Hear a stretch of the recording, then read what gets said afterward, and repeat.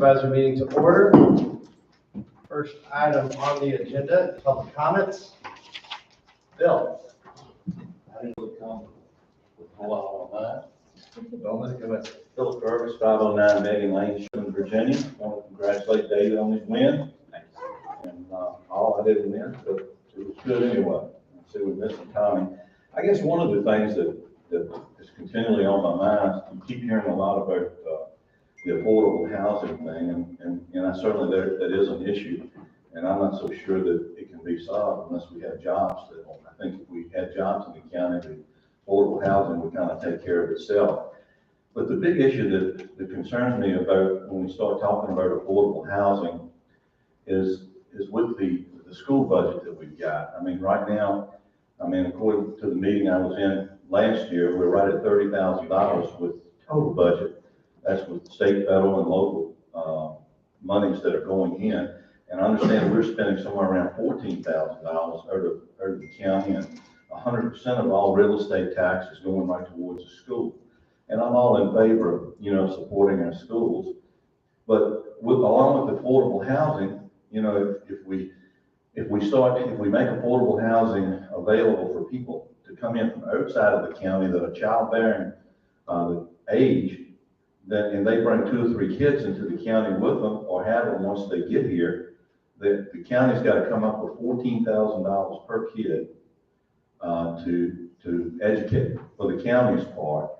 And they're putting in maybe $1,000 or $2,000 in real estate tax. And I mean, it continually is driving us in the hole. And I'm worried about the age. They said the average age in Nelson County is roughly 55 years old. The average income is somewhere around $35,000. And in 10 years from now, the majority of the people that are living here currently are going to be retirement age, and their ability to make money is going to be reduced, but their tax responsibilities and their living expenses are probably not going to change.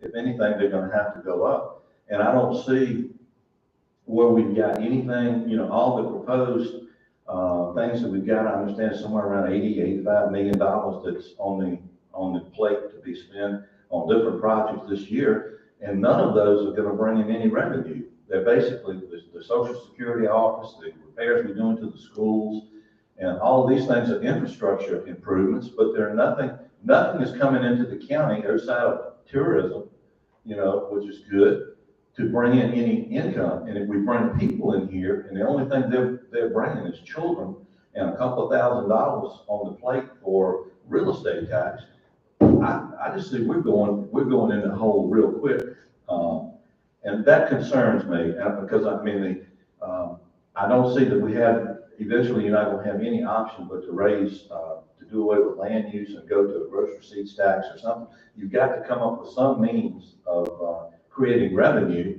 and I just, and I'm opposed to doing away with either one of those. I think it certainly would create a hardship on local people, certainly with land use tax in particular, because it's very difficult for a small farmer to make it today, as y'all know. I see Ernie grabbing his sign. But that's basically my concern. Thank you, Phil. Anyone else wish to speak in the public comment section? Hearing none. Close the public comment section of this agenda. We do have one slight adjustment. Mr. Blunt had called me a little bit ago indicating that he was stuck in some of the traffic related to the fire. He will be here at probably about 7:20, so I told him I will move him back in the agenda, so we're going to move the regional jail folks up. Candy, if you can make intros. Jesse, one other thing, doesn't have anything to do with that. If we're going to cancel a meeting, can we at least have something on the front door that says that the board of the supervisors meeting has been canceled and when it's going to be rescheduled? We'll definitely work on that next time. We don't normally do it too often. This is a one-off thing. So, Candy, if you could.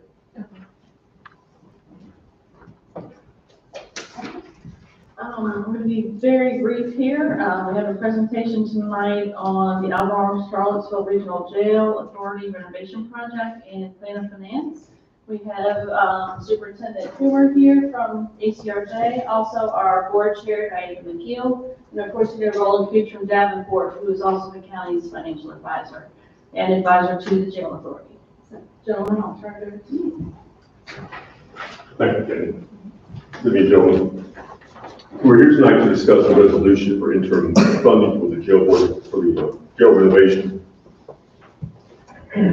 The money would be used if approved to pay for architecture and engineering services to kind of help us develop a plan. One of the things we've learned over the last couple of years discussing this project is something needs to be done. No one in the community that I'm aware of has said, leave alone, don't do anything. The scope of work is what still needs to be decided. We've submitted a plan to the state for reimbursement. We got approved for 25% of the construction costs for that. And that is about $49 million. We see that as the top. Certainly costs a little bit more than that, but we're looking at other options to bring that cost down, but we won't know what that is for about another year.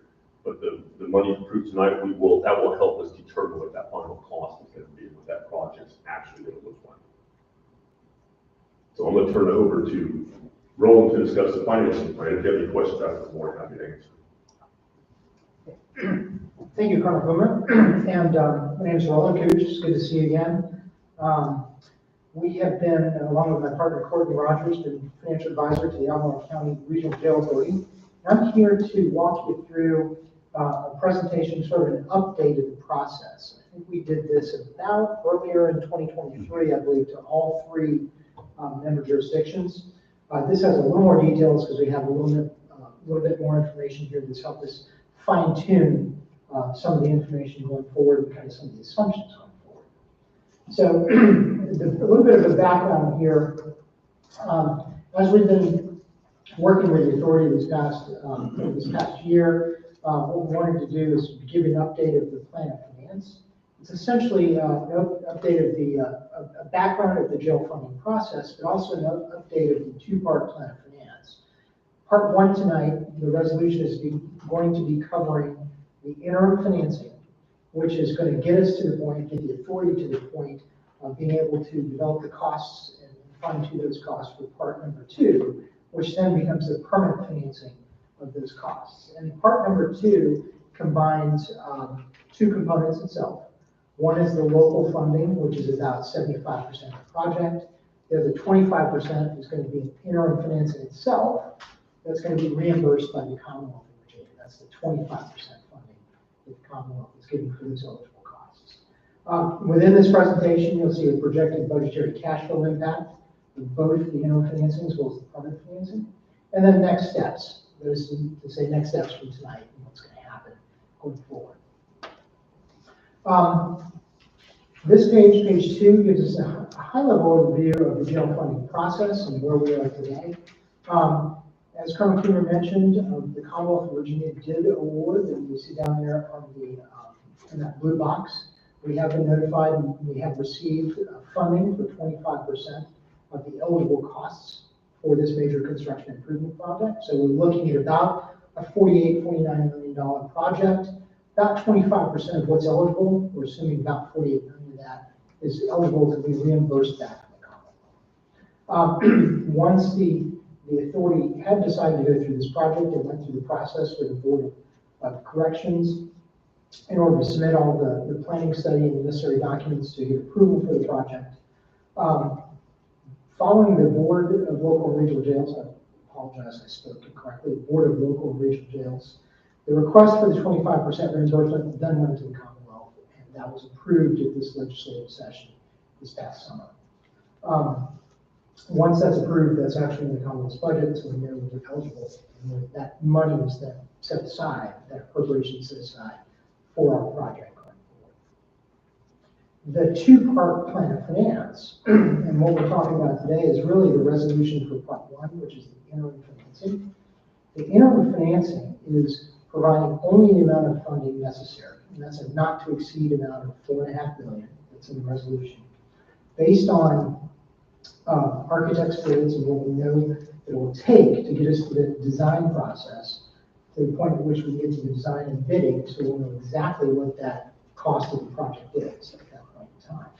But this interim financing is effectively going to take us through the spending on that through calendar year 24 all the way to early 2025. At which point the authority will be ready to bid out the project and really fine tune and finalize those costs.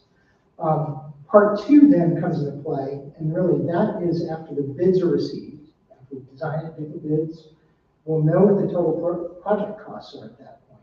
Then the permanent financing, which is the part two, will then be undertaken to fully fund all the project costs. And really, the part that's not eligible for the 25% becomes the permanent part of the financing that the local jurisdictions are responsible for. The 25% really is undertaken in the form of what we call a grant anticipation note, kind of like a bond anticipation note, really a temporary financing, a little bit bigger at that point in time, but it gets repaid by the Commonwealth once the jail improvement is complete.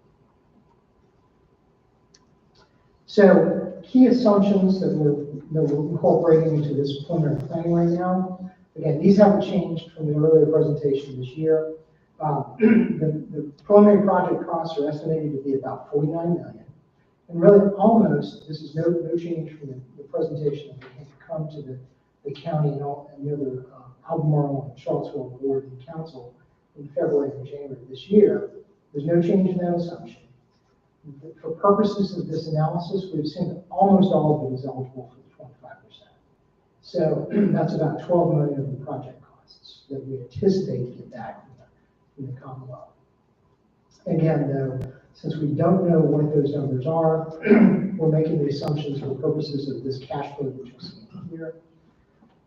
To get to that point, then we're also going to base the share of each local jurisdiction in terms of how those payments are allocated is really based on the use of the facility for the amended service agreement.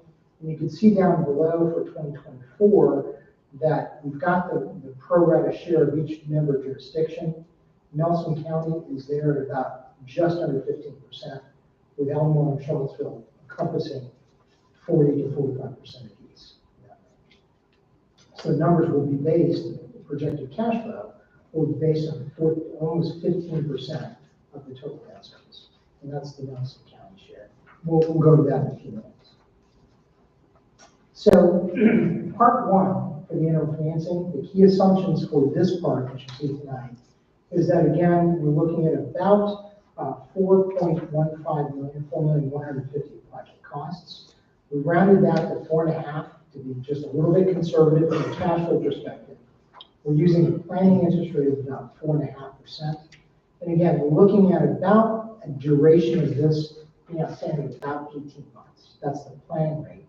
The planning term and the planning rate of that in terms of the cash flows. The interim financing, this $4.5 million, not to exceed in this project cost, will be repaid by the permanent financing. That's in part two of the plan of finance. That will occur on or about the spring of 2025. Again, this interim financing takes you through basically calendar year 24 to spend with the architects and engineers to get the point at which by the spring of 25, the authority will be able to bid out the project, know exactly what the costs are. At that point in time, issue the permanent financing to repay this interim financing. The timetable, just to go through this, looking at the check marks by the pieces that have occurred. Again, we have been notified from the General Assembly that we've got the 25% reimbursement. The jail has already gone through the process of issuing the RFP for architectural and engineering services. That firm has been selected and the contract is awarded to be awarded December 30 board meeting if the interim financing goes forward. That is to say that it takes us through about early November. That report on behalf of the authority has already issued a interim financing request for proposals to local, regional, and national banking institutions. We anticipate to get that back in early December, pretty much the first week of December, and we're going to take those results to the authority board meeting on December 14th. If all goes as planned and the financing gets in place here as scheduled, we anticipate closing on the interim financing by the end of December. So part two, if we're to fast forward again, once we go through the interim financing process and design process, part two really takes us to the point at which in early 2025, we're going to issue a full financing for the $49 million, this is estimated costs. Again, part of these costs are going to be funded by the financing, so that's going to be repaid. So we're going to have spent about $4.5 million of these costs by the time we get there. But when you look at this components, the interim financing grant anticipation note that's going to be reimbursed by the Commonwealth is going to be sized to fund approximately 25% of eligible project costs. That number you saw earlier was 12 million. However, the Commonwealth will give you a reimbursement of some interest costs. That's why we're estimating that size to be about 14.4 million. So actually going to get a little more money back from the Commonwealth because they do cover a little bit of interest costs as well in construction of the jail itself. Now, the balance of the costs are around 34.6 million being funded from permanent bonds. And we're looking at approximately 27 years with 2 years of interest only. So really about 2 years of construction and then about 25 years of repayment of the loan. So you get full principal and interest being repaid over a 25-year time. And again, these are, as well as the numbers you'll see here, are again preliminary and planning. We're using planning interest rates. We also are using planning estimates. So they may vary until the point, they will vary until we know the project is bid and once we know the costs are formally in hand at that point. So the timetable for the permanent financing, sort of phase 2, part 2, here is that if we think about closing on the interfinancing is kind of the first part of the first step in the process to get to the permanent financing. That takes us through pretty much calendar year 24, which is the design phase, which begins. Then by the time we get through basically 12-month cycle there, by February 25, we should have complete construction documents and have the ability to secure the design approvals. Once the authority board approves the final design in early March, in that time frame, at that point they can advertise for bids in March of 25, go through that process, and essentially by the time we get to through the spring of 25, pretty much through May of 25, we'll have the ability to know what the project costs are in terms of having those finalized, and then have the ability to obtain the grant anticipation note, again, which is going to be reimbursed by the Commonwealth, then look to issue bonds pretty much on or about June 25 timeframe in that process. So the permanent financing that the local jurisdiction is going to be responsible for will be locked in at that time. Once that occurs, then the notice to proceed on the construction begins, and really on or about 2 years, June of 27, subject to plus or minus a couple of months, depending on construction. We'll have the final completion of the project at that time, and then the repayment of the grant anticipation note would occur shortly thereafter. So that $14 million note goes away. All you're left with is the permanent financing at that point. So, apologize, these numbers are a little bit small to read on here, but in your packet you should have the full presentation. Through the first couple of years, fiscal year 2024, fiscal year 2025, the green box really indicates and shows that the only thing that should be responsible for is the interim financing period, which is interest only. So by the time we get through 2025, once we get to 2026, that is where we're looking at a combination of grant anticipation of debt service, that's in column B, and then permanent debt service on long-term bonds in column C. And when you see that number, that roughly goes up to a little over $2.5 million at that point in time per year. And if we look at Nelson County's participation, about 15%, just under 15%, that's about $382,000 in terms of pro rata share of the permanent financing costs and interim financing costs at that point in time. You can see Charlottesville and Albemarle's allocation is a lot higher due to the greater percentages there in the region there.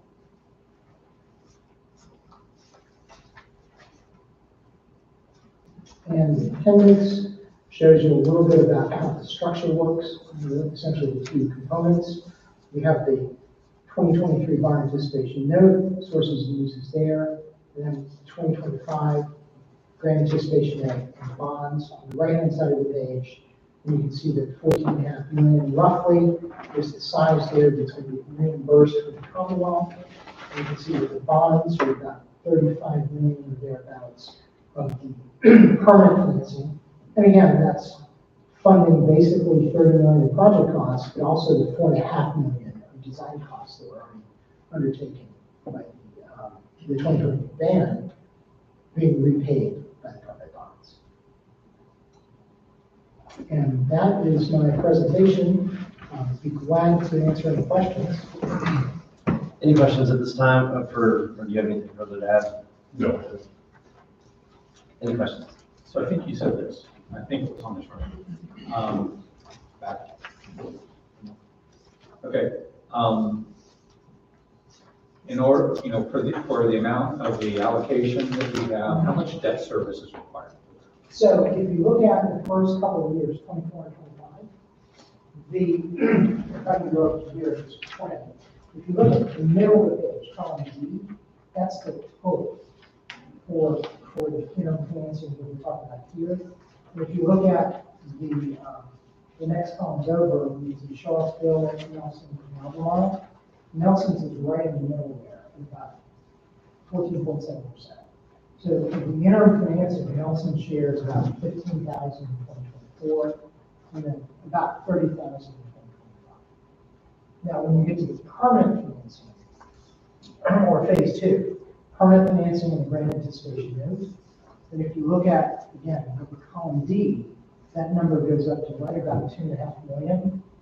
And you can see that if we split that based on the same pro rata share, Nelson County's share is about 382,000. 380,000 by the time you get to 2028. Okay, so, because I'm still trying to get my head wrapped around all this, is that our amount of payment for that year, or is that the amount of debt service that we have to keep in reserve? I'm trying to figure out what. That's the budgetary payment. Yearly debt That's our service. payment. That service each year. Yearly debt service. That's your mortgage. Mortgage payment. Okay, but do we need, in order to qualify for financing for this, do we have to have a certain amount of debt service reserved? Do you understand my question? I do, yes, sir. We will have debt reserve, with The general authority. The general authority. So the jail authority covers the debt service. It'd be, submitted in our name will not impact Nelson County's. That was my question. whatsoever. The good thing about this is the general authority takes it on so that the localities, it doesn't impact the localities' capital improvement. That was my question. Thank you. Because I'm there for Albemarle as well. So we take that on to the authority, doesn't affect yours. Any other questions? That's interesting. It is still just a financial obligation, on an annual basis for that term. Thank you. Yep. And one more thing, if I may add, we've already collected in the FY '24 budget, we've already assumed we've paid interest on this interim financing already because the 20% reimbursement was so delayed. We paid no interest, obviously, we're going to pay on. So we already are paying in that interest already. So there'll be no increase, and that will be carried over into FY '25 as well. So I don't see me asking you for more interest on the interim financing. Okay, great. Any other questions? Yeah, in the contribution that we make toward the paying of the debt, will that change with a difference in utilization of the jail? Yes, sir, it will. As your population grows or shrinks based on the percentage as a whole, it will either go up or down. And we'll do that every single year. It'll readjust. Use a 5-year average to come up with that number every year. And that's a pretty standard process amongst regional jails throughout the Commonwealth. In that respect. And it depends again on a combination. We've just shown it here, assuming that we've got a constant level from 2024. And again, as Colonel Cooper said, as let's say, for example, Charlottesville and Albemarle could have more utilization. But if you don't have any change in yours, then yours as a percentage of total could go down. But it could also go the other way. If Charlottesville and Albemarle all of a sudden have less utilization, and yours doesn't change, then your percentage goes up slightly. So is it based on population or on inmate population? Inmate population. It's actually talking about inmate days. The beauty of this right now for the jail board authority to be able to take on this debt is that we paid off the jail authority paid off our existing mortgage that we had about 3 years ago. We paid that off. So that mortgage is paid off. So now for this renovation, the jail authority is ready to take on the mortgage.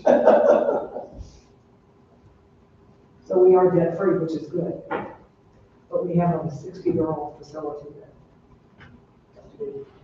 And with regards to the operational reserves question, at the end of this fiscal year, we will have enough operational reserves to cover this. So all we ask the jurisdictions are going to add to that and use vacancy savings and deposit variances for the last 3 or 4 years to kind of pad that operational reserve so we don't have to go back. So the Albemarle County Board of Supervisors had a study presentation last night, and we passed it unanimously. So you all second, and this goes to the city next week.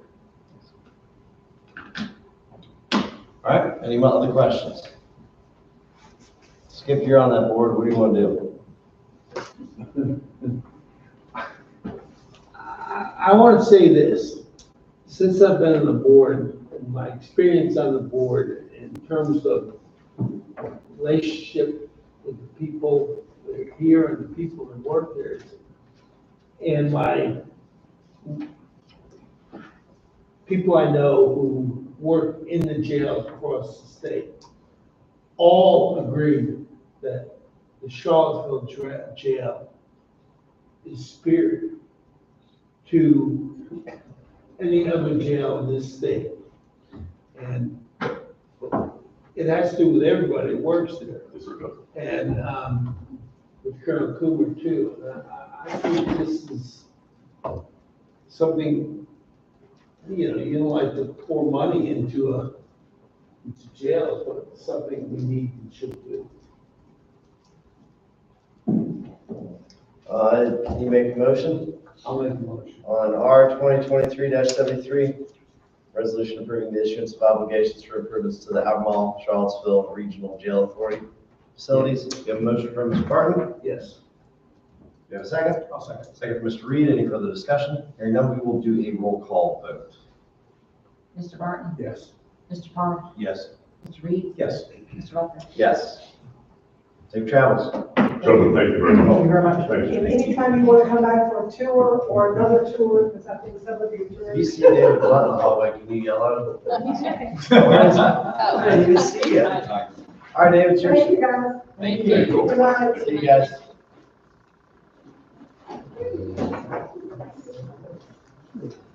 And you did, right? I thought you saw me come in. I did. I saw you walk out. Right on time. You were, I was late, but I was, Well, actually, a minute. It was 7:19, actually. it's been a day. Thank you for your flexibility, scheduling me. Really appreciate it. This is just really kind of a follow-up visit from when I was here back in September to talk to you about legislative issues and the regional legislative program. So tonight you have the draft 2024 TJPDC legislative program before you for approval. Memo in your packet highlights the 3 priority items that we have for 2024. The first being public education funding, still the #1 issue of concern and of interest to localities across the region. I think our position in support of more state funding for K-12 education really got a boost with the JLARC report this past summer, which told us what I think we already knew, that the state needs to put more money in. So I think when I was here in September, the General Assembly had just passed the fiscal 24 budget. There was some additional funding for K-12, and I imagine we'll see some additional funding put in the governor's budget coming up next month, as well as by the General Assembly when it convenes in January. The second priority is budget. Can I address the first priority? Sure. Yeah, we went to the Vaco conference. Yes, sir. This weekend, in the educational, committee meeting. Um, They were talking about the, funding for schools, but then kind of we moved off and began talking about the standards of quality. And the president of VACO made the statement that until we do away with the standards of quality, education in Virginia is greatly hampered, and, you know, we will never move on until we get rid of this concept of testing. Now, could that be, is that a legislative priority of, the Thomas Jefferson So- School District? so I think It was amazing in the meeting, I mean, there was, general agreement I that think I this has heard- been a terrible idea. Yeah, I think I heard two things in there. I heard standards of quality, but I don't know that folks are advocating for getting rid of the standards of quality. I think that folks, It's the idea of testing and penalties and teaching teachers how to improve the scores of their students was the unintended consequences of those actions done 20 years ago need to be reversed. Now, I think that should be a legislative priority, not just to get the state to fund it, because they haven't done that. I mean, they need to fund the schools more than, I mean, Virginia is about the lowest in the nation in terms of funding public education. the program has tended to stay away historically from what I would say are policy decisions of your locally elected school boards. This is not a policy, this is done by the state. The imposition of these standards and the testing for these standards. And the requirement that the localities, pay for people to come in to improve their sport. It's been disastrous. And, you know, I'm sorry to take your time and everybody else's time, but generally that is a belief that is held. And yet we are talking about funding something that is no good. I'm looking to see, because in addition to the priority on public education funding, there is an education position statement. It addresses construction, teacher retirement, sharing costs, composite index formula. Yeah, let me say, we haven't tended to get very deep into policy decisions, maybe in general. I'm suggesting maybe you ought to think about it. Well, I mean, it's certainly up to you all. You know, if you want to add something to the Well, how is it program. up to us? Because this is a program that is approved by the 6 members of the TJPDC, and if there are suggestions or changes for amendments, then it can be done right here on the spot and can be added into the program. Well, This is not just David Blunt coming here and presenting this to you. I know that, but I'm you're part of it, you represent it. You know, I'm suggesting that we stop with the baloney and we get rid of something that is detrimental to our state, to our children, to our schools, to the teachers. And it's time for people as a whole to begin to say that and stop making, you know, excuses like, I don't like this, but that's what I have to say. I don't have anything off the top of my head that would be appropriate language. I would be glad to go and see if there's anything in the VACO program that speaks to this that we might be able to. Yeah, I can speak to that. The meeting Mr. Barton was referring to was actually the breakout session on education. It was not the steering committee meeting. Okay, So, this one is the one with the school boards and local governments? Yeah. And I was not in it. yeah, that was, Okay. that's what you referred to. But I have to agree with Mr. Barton that the tone of the meeting when we started talking about that was pretty clear that that is something that was not part of the legislative program, but one that should be considered. And so that was pretty clear, and other, you know, his description was apt in terms of what discussions. So that had occurred, I guess, after the steering committee's Correct. goes, so. Yeah. So maybe this is one to put on the radar for. Right, it was the not next- included in the the next final version. I was at the final vote to approve the, Okay. the program, and it was not included in that. It's not a personal attack. I'm not attacking you, I'm just saying, it's about time to get away with something that was harmful. Yeah, it's the board's, decision, we can put this on the radar for inclusion in the program next year. I don't want to try to do it on the fly, particularly if it's not something that's. Yeah, I'd be happy to include it in the discussion for next year, because it would be good to lead up to the next makeover. Just get, yeah. it's Okay. something. All right. Great. All right. Carry on. Shall I? Yes. Second priority, budgets and funding. This is unchanged from last year. Speaks to requesting the state to provide additional state aid for localities to carry out state programs at the local level. It's our don't push down unfunded or underfunded mandates position. Don't restrict our local revenue authority. All of those are kind of included in that position. And then the third priority has to do with with land use and growth management. This is previously had been a priority position, requesting that the state not restrict local land use authority. It's been down in the positions section of the program for a while, but every year it seems like we see bills that are coming at us. Some we anticipate, some we don't, that are looking to either undo or restrict local government authority for regulating land use, regulating growth. And with a lot of new faces at the General Assembly this coming session, I thought it would be good to elevate this back to be a priority, just give it a little bit higher profile. So again, not anything that's different, it's just being in the priorities as just to give it a higher profile. Legislative positions section after the priorities was a memo outlining some of the, or one pager after the memo, highlighting some of the changes in that section. I'll just mention a couple: economic development, support for the business ready sites program. Under the environmental section, some language to encourage state funding for regional water supply planning. That's a new requirement. It's going through the state regulatory process. It's going to be coming down the pipe.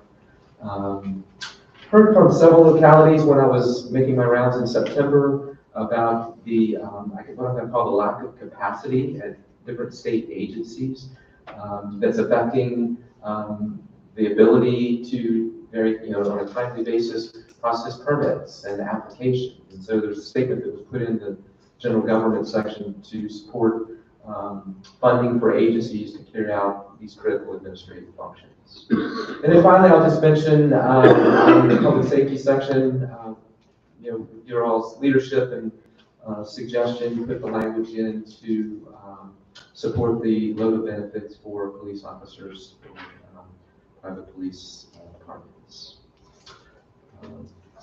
That's all I wanted to present. Glad to take any other questions you may have. When we get finding out who's on what committees, Mhm. it'd be good to know for the LOTA stuff, Yes. so that we can at least keep us apprised, so that we got a lot of folks who want to show up to the subcommittees. Make sure you keep us on the middle track for that.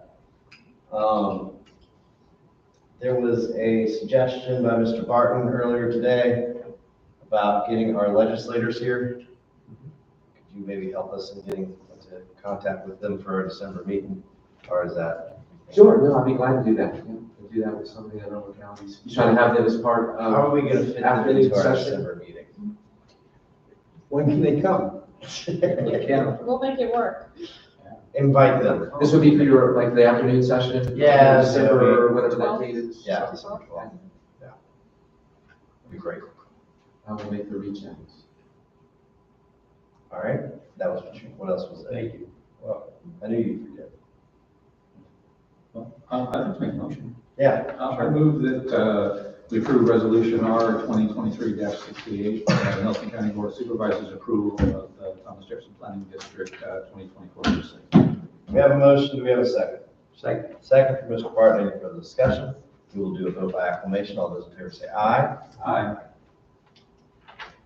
Thank you very much. Safe travels, hopefully the traffic ain't as bad on your way back. Can't be any worse. Did you say you were on 64?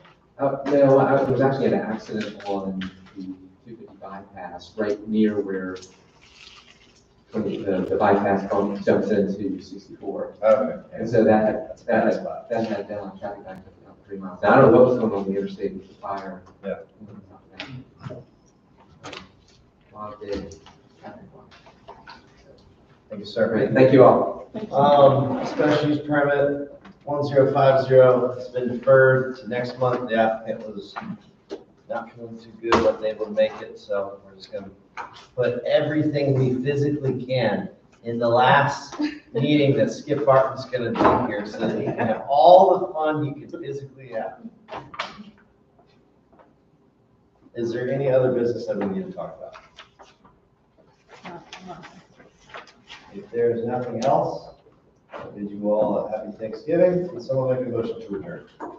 So moved. Thank you, Mr. Barton, second, from Mr. Farr. All those in favor say aye. Aye. Adios. Yeah. The only thing I feel, I should have done that.